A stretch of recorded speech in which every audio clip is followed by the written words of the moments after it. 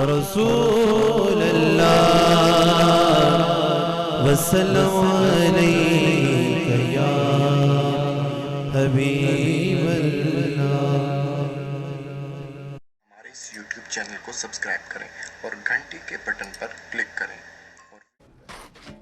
صبر کرو جیسا کہ ہمت والے رسولوں نے صبر کیا، اور ان کے لیے جلدی نہ کرو۔ حضرات گرامی، آپ حضرات کو اس بات کا بخوبی علم ہوگا کہ آج کا دور بڑی تیزی کا دور ہے۔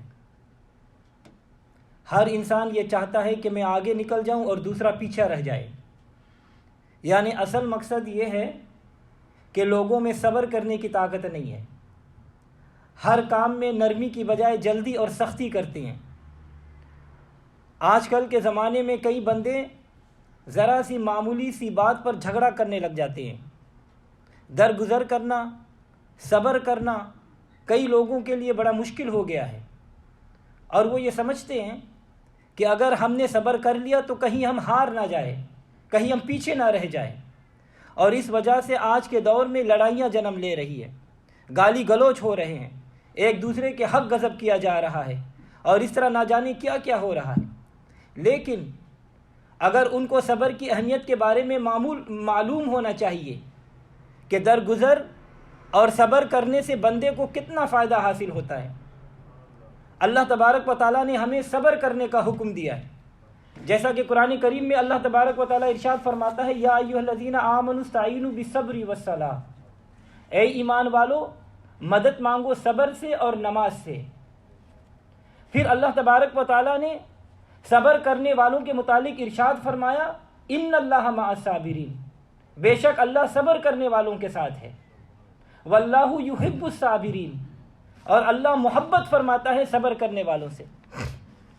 تو حضرات گرامی، ان ارشادات خداوندی سے معلوم ہوا کہ صبر کرنے کا حکم اللہ تبارک و تعالیٰ نے خود ارشاد فرمایا ہے، اور یہ فرمایا کہ صبر سے مدد مانگو، اور جو صبر کرتے ہیں اللہ تعالیٰ ان کے ساتھ ہے، اور جن کو اللہ تعالیٰ کا ساتھ ہو ان کو کبھی ہار نہیں ہوگی، اور صبر کی وجہ سے اللہ صبر کرنے والوں سے محبت فرماتا ہے۔ اور بزرگان دین فرماتے ہیں کہ کوئی تسبیح وہ درجہ نہیں رکھتی جو صبر کو حاصل ہے۔ اور یہ بات آپ نے عام سنی ہوگی، اور بڑی مختصر سی بات ہے، ہمیشہ سنتے رہتے ہیں کہ جس میں صبر کرنے کا فائدہ بتایا گیا ہے۔ بزرگان دین فرماتے ہیں کہ صبر کا پھل ہمیشہ میٹھا ہوتا ہے، واقعی صبر کرنے کے بڑے فائدے ہیں۔ حضرات گرامی، صبر کرنے والے دنیا میں بہت ہیں، لیکن جو صبر ہمارے آقا و مولا محمد صلی اللہ علیہ وسلم نے فرمایا، پوری کائنات میں اس کی مثال نہیں مل سکتی۔ صبر و تحمل حضور صلی اللہ علیہ وسلم کے وصف خاصہ تھی۔ اللہ تعالیٰ کی منشا و مرضی میں اسی میں تھی کہ آپ صبر اور تحمل سے کام لیں۔ اس لیے اللہ تبارک و تعالیٰ نے قرآن مجید میں ارشاد فرمایا، فَاصْبِرْ كَمَا صَبَرَ الْأُولُو الْعَزْمِ مِنَ الرُّسُولِ وَلَا تَسْتَعْجِل لَّهُمْ، اور تم صبر کرو جیسا کہ ہمت والے رسولوں نے صبر کیا، اور ان کے لیے جلدی نہ کرو۔ اور جس طرح ہمارے نبی صلی اللہ علیہ وسلم نے صبر سے کام لیا، آپ نے تو صبر کی انتہا فرما دی۔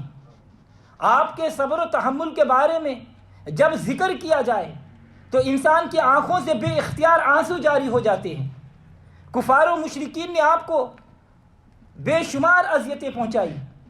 طائف میں جو حالات ہوئے، ابو جہل ابو لہب نے جو کام کیا وہ آپ سب جانتے ہیں، لیکن پھر بھی اللہ کے محبوب صلی اللہ علیہ وسلم نے صبر سے کام لیا، اور ان کی باتوں کا غصہ بھی نہیں فرمایا، حالانکہ حضور صلی اللہ علیہ وسلم صاحب اختیار نبی ہے، آپ جو چاہتے کر سکتے تھے، مگر قربان جائیں آمینہ کے لال پر کہ جیسا کہ آپ نے صبر فرمایا اس کی مثال نہیں مل سکتی۔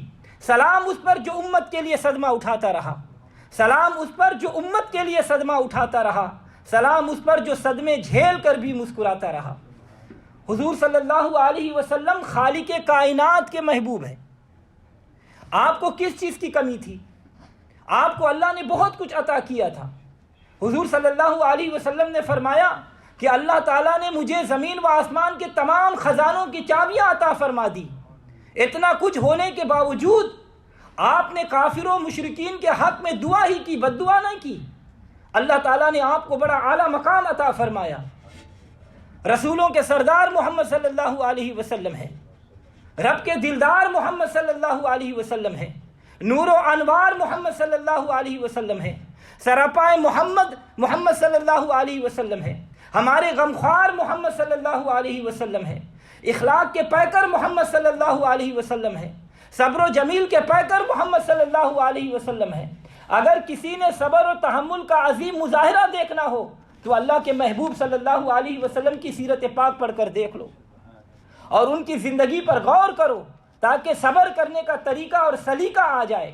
میرے دل میں ہے یاد محمد، میرے ہونٹوں پہ ذکر مدینہ، میرے دل میں ہے یاد محمد، میرے ہونٹوں پہ ہے ذکر مدینہ، تاجدار حرم کے کرم سے آ گیا زندگی کا کرینہ۔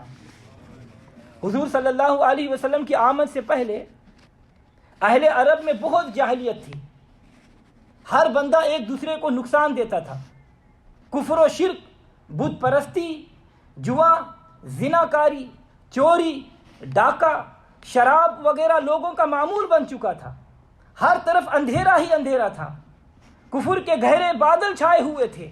لیکن جب میرے نبی صلی اللہ علیہ وسلم تشریف لائے تو ہر طرف بہار ہی بہار آ گئی۔ حضور صلی اللہ علیہ وسلم تشریف لائے تو 360 خداؤں کے ماننے والے ایک خدا کا نام پکارنے لگے، یعنی بت پرستی کی جگہ خدا پرستی نے لے لی، اور میرے نبی صلی اللہ علیہ وسلم نے بدکاروں کو پرہیزگار بنا دیا۔ حضور صلی اللہ علیہ وسلم آئے تو ہر طرف رحمت ہی رحمت چھا گئی۔ ایک یہودی کا حضور صلی اللہ علیہ وسلم پر قرض تھا، جس کا ایک وقت مقرر تھا، ابھی مقررہ وقت نہیں آیا تھا کہ وہ یہودی نے حضور صلی اللہ علیہ وسلم سے قرض کی واپسی کا مطالبہ کر دیا، اور وہ آپ کے سامنے بڑی سختی سے بولا۔ لیکن اللہ کے پیارے محبوب صلی اللہ علیہ وسلم اس کی اتنی سختی کے باوجود بھی آپ ان کے ساتھ بہت نرمی فرماتے رہے، اور آپ سے یہودی کا سخت قسم کا رویہ دیکھ کر حضرت فاروق اعظم رضی اللہ تعالیٰ عنہ نے یہودی کو فرمایا کہ اگر تو اس مجلس میں نہیں ہوتا تو جیسے میرے محبوب صلی اللہ علیہ وسلم سے باتیں کر رہا ہے تو میں تیری گردن کاٹ دیتا۔ تو اس کے بعد نبی پاک صلی اللہ علیہ وسلم نے حضرت عمر رضی اللہ تعالیٰ عنہ سے فرمایا کہ اے عمر، تمہیں چاہیے تو یہ تھا کہ تم مجھ سے کہتے کہ میں قرض ادا کروں، اور تم یہودی سے کہتے ہو کہ زیادہ سختی نہ کرو۔ اے عمر، بہرحال اس کو اس طرح جھڑکنے کی ضرورت نہیں تھی۔ آپ صلی اللہ علیہ وسلم نے پھر حضرت عمر رضی اللہ تعالیٰ عنہ سے فرمایا کہ جاؤ اس آدمی کا قرض بھی ادا کرو، اور جو تم نے اس کو ڈانٹا ہے اس کے بدلے اس کو 20 سا زیادہ دے دو۔ تو حضرات گرامی، جب یہودی نے حضور صلی اللہ علیہ وسلم کے یہ اخلاق کریمہ دیکھے تو اسی وقت کلمہ پڑھ کر مسلمان ہو گیا، اور کہنے لگا کہ میں نے آپ کی خوش اخلاقی کے بارے میں سنا تو تھا، لیکن آج میں نے ویسا ہی پایا، بے شک آپ اللہ کے آخری نبی اور سچے نبی ہیں۔ سبحان اللہ، ہمارے نبی صلی اللہ علیہ وسلم نے صبر اور نرمی کی انتہا فرما دی۔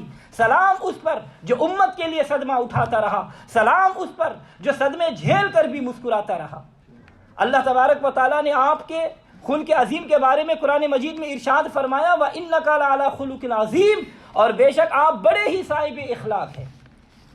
حدیث مبارکہ میں ہے، حضرت انس رضی اللہ تعالیٰ عنہ فرماتے ہیں کہ میں حضور صلی اللہ علیہ وسلم کے ساتھ کہیں جا رہا تھا کہ آپ صلی اللہ علیہ وسلم کے اوپر ایک نجرانی چادر مبارک تھی جس کے کنارے موٹے تھے۔ تو آپ کو راستے میں ایک عربی ملا، تو عربی نے آپ کو آپ کی چادر کے ساتھ سخت کھینچا، تو نبی صلی اللہ علیہ وسلم اس عربی کے سینے کی طرف لوٹ گئے۔ جب میں نے حضور صلی اللہ علیہ وسلم کی گردن مبارک کے کنارے کی طرف دیکھا تو عربی کے سخت کھینچنے کی وجہ سے گردن مبارک پر چادر کی کناروں کا نشان بن گیا۔ پھر عربی نے کہا کہ یا رسول اللہ صلی اللہ علیہ وسلم، میرے واسطے اس مال کا حکم دو جو تمہارے پاس ہے۔ تو حضور صلی اللہ علیہ وسلم عربی کو دیکھ کر مسکراتے ہوئے فرمایا کہ اس کو مال کا حکم دو۔ ایک حدیث میں یہ الفاظ اسی طرح کے بیان کیے جاتے ہیں کہ عربی نے آپ کی چادر مبارک کو زور سے کھینچتے ہوئے کہا کہ یا محمد صلی اللہ علیہ وسلم، میرے لیے 2 اونٹوں پر اللہ کا مال لاد دو جو تمہارے پاس ہے، اور سختی سے کہنے لگا کیونکہ وہ مال تیرا نہیں ہے، یہ سن کر حضور صلی اللہ علیہ وسلم خاموش رہے اور کچھ دیر کے بعد فرمایا جو تو کہتا ہے ٹھیک کہتا ہے، واقعی یہ مال میرے اللہ رب العزت کا ہے، میں تو اس کا بندہ ہوں۔ پھر آپ نے فرمایا کہ جس طرح تو نے میرے ساتھ کیا ہے تجھ سے اس کا بدلہ ضرور لیا جائے گا۔ تو عربی نے بولا کہ اس کا بدلہ مجھ سے نہیں لیا جائے گا۔ حضور صلی اللہ علیہ وسلم نے فرمایا کہ کیوں بدلہ نہیں لیا جائے گا؟ تو عربی کہنے لگا اس لیے کہ آپ برائی کا بدلہ برائی سے نہیں دیتے۔ تو آپ صلی اللہ علیہ وسلم ہنس پڑے، پھر صحابہ اکرام کو حکم دیا کہ اس کے ایک اونٹ پر جو اور دوسرے اونٹ پر کھجور لاد دو۔ اللہ اکبر۔ حضرات گرامی دیکھو عربی آپ سے کس طرح پیش آیا، اور آپ نے غصہ نہیں فرمایا، صبر کا دامن نہیں چھوڑا، اور اس نے طرح طرح کی باتیں بھی کی، لیکن آپ نے پھر بھی نرمی سے کلام کیا اور عربی کے اونٹ گلے سے بھر دیے۔ پھر نبی صلی اللہ علیہ وسلم اپنوں کے لیے بھی رحمت ہے اور غیروں کے لیے بھی رحمت ہے، جیسا کہ قرآن کریم میں اللہ تبارک و تعالیٰ ارشاد فرماتا ہے وَمَا أَرْسَلْنَاكَ إِلَّا رَحْمَةً لِّلْعَالَمِينَ، اور اے محبوب صلی اللہ علیہ وسلم ہم نے آپ کو دونوں جہانوں کے لیے رحمت بنا کر بھیجا۔ تو حضرات گرامی دیکھیے جنگ احد کے موقع پر حضور صلی اللہ علیہ وسلم پر کفار و مشرکین نے حملہ کر دیا، تو ان ظالموں نے آپ کے دانت مبارک اور چہرہ مبارک کو زخمی کر دیا، تو اس پر جبریل علیہ السلام سے بھی برداشت نہیں ہوا۔ جبریل علیہ السلام نے بھی عرض کیا یا رسول اللہ صلی اللہ علیہ وسلم ان کے لیے، ان ظالموں کے لیے بد دعا کیجئے۔